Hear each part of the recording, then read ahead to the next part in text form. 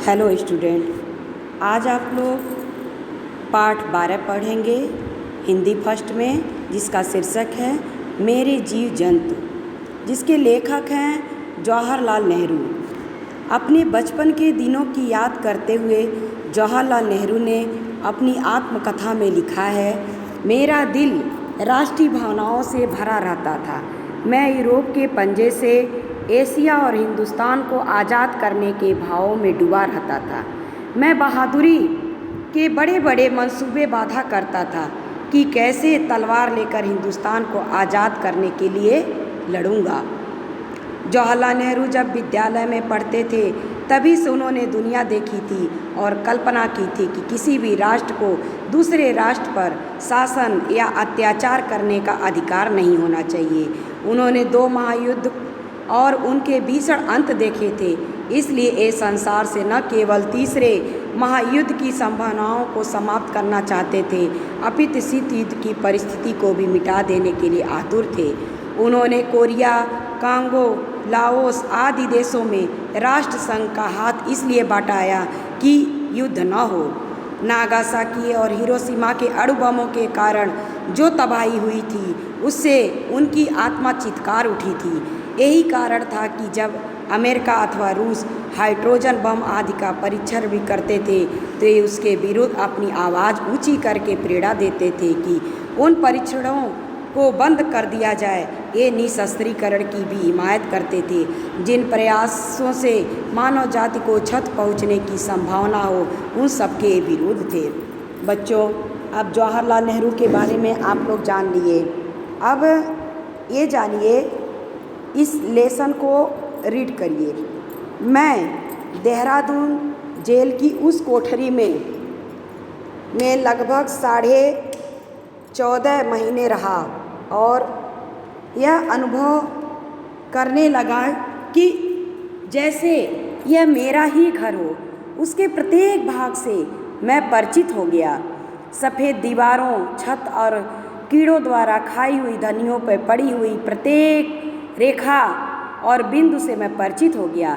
Jail में निजी कार्यों से अधिक अवकाश मिलने के कारण हम प्रकृति के अधिक निकट होते चले गए। अपने सामने आने जाने वाले जानवरों, कीड़ों को हम बड़ी उत्सुकता से देखते थे। जैसे जैसे इस ओर मेरी उत्सुकता बढ़ती गई, वैसे ही मैं अपनी कोठरी और उसके बाहर आंगन में रहने वाले कीड़े मकोड़ों को दिलचस्पी लेने लगा। मैंने अनुभव किया कि मेरी यह शिकायत गलत थी कि मेरा आंगन सूना और उजड़ा हुआ है, क्योंकि मैंने यह पाया कि वह जीवों से भरा हुआ था। ये सब रेंगते फिसलकर चलने और उड़ने वाले कीड़ों मकोड़ों मेरे दैनिक जीवन में बिना किसी प्रकार का हस्तक्षेप किए हुए रहते थे। तब कोई कारण न था कि मैं उनसे किसी प्रकार की छेड़छाड़ करता। हाँ, खटमलों, मच्छरों और मक्खियों से मुझे निरंतर युद्ध करना पड़ता था। मेरी कोठरी में सैकड़ों बर्फ भरी पड़ी थी। जब कभी मुझे ऐसा अनुभव होता था कि किसी बर ने मुझे डंक मार दिया है, तो उनमें और मुझ में थोड़ी लड़ाई हो जाती थी।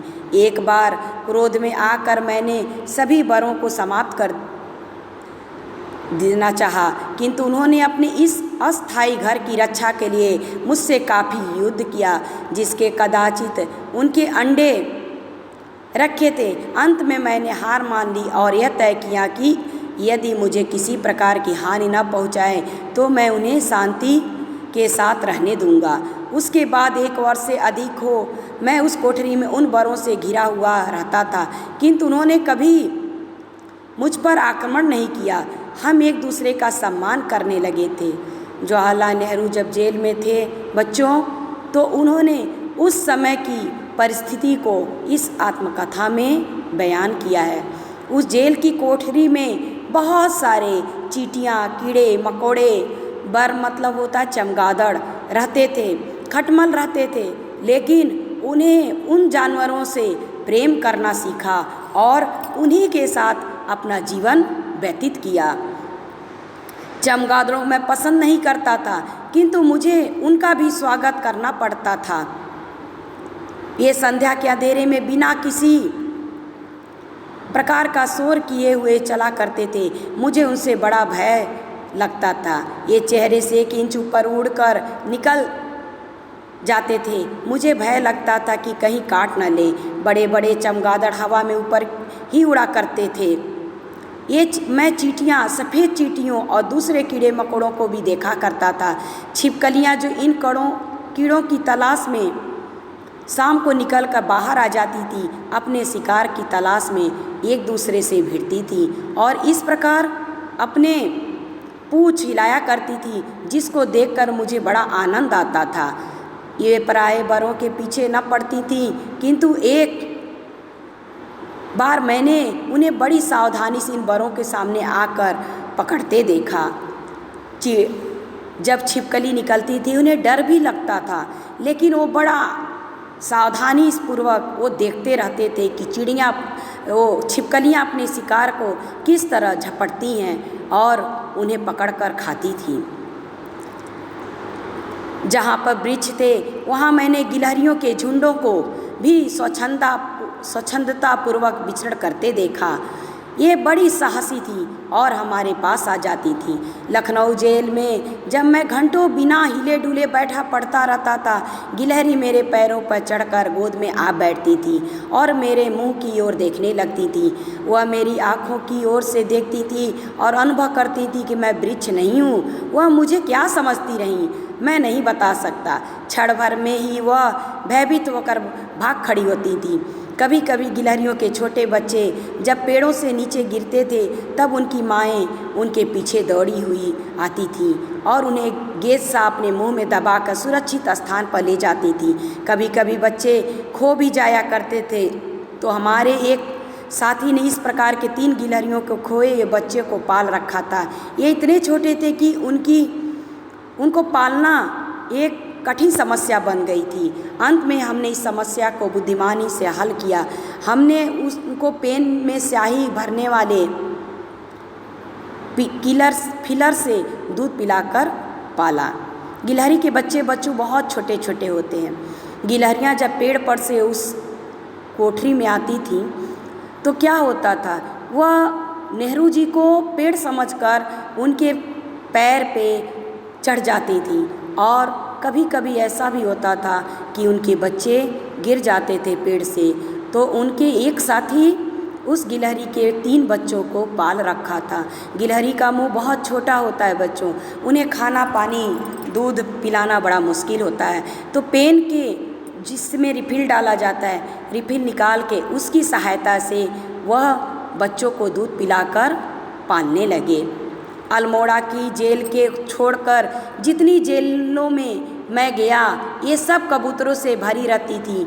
जेलों में हजारों कबूतर रहते थे और शाम को आकाश उनसे ढक सा जाता था। कभी कभी जेल के अफसर उन्हें मार कर खा भी जाते थे। कभी कहीं मैना भी रहती थी।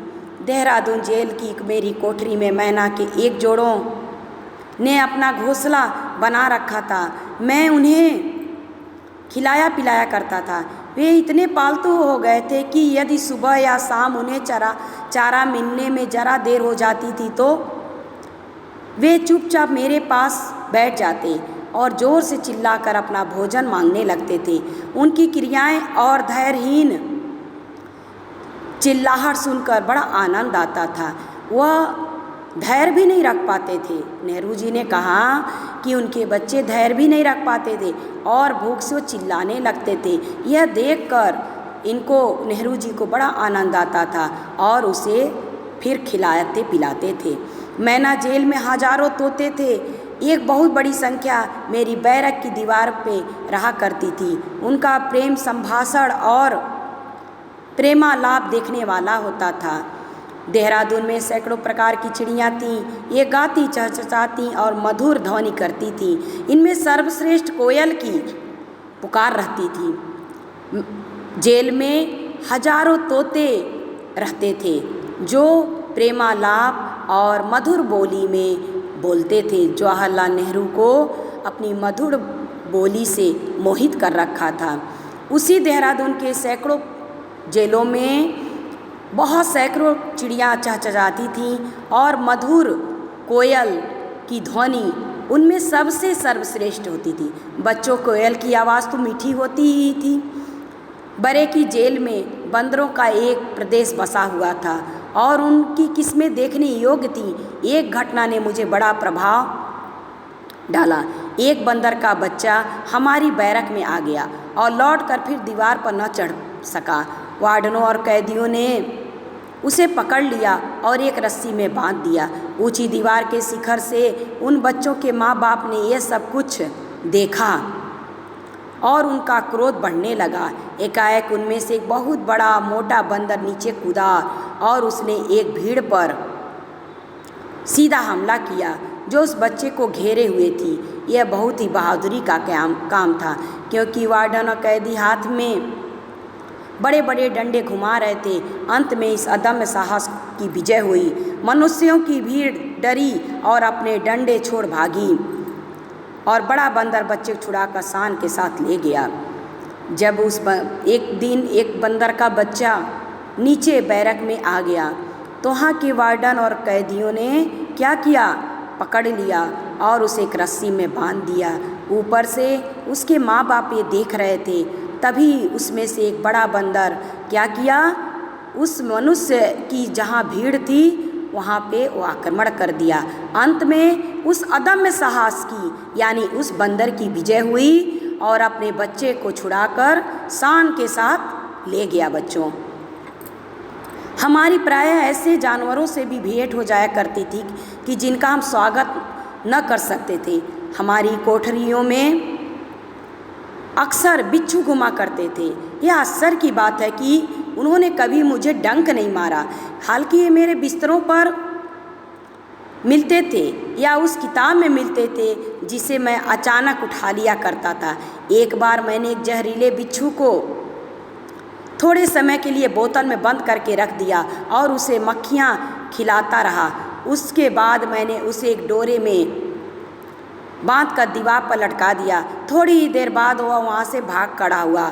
इस स्वतंत्र बिच्छू से दोबारा मिलने की मेरी इच्छा न थी, अतः मैंने अपनी कोठरी को अच्छी तरह साफ किया था और उसकी हर जगह तलाश की, किंतु वह गायब हो गया था। मेरी कोठरी में और उसके समीप 3-4 सांप भी पाए गए। एक सांप के मिलने की खबर तो समाचार पत्रों में भी छप गया।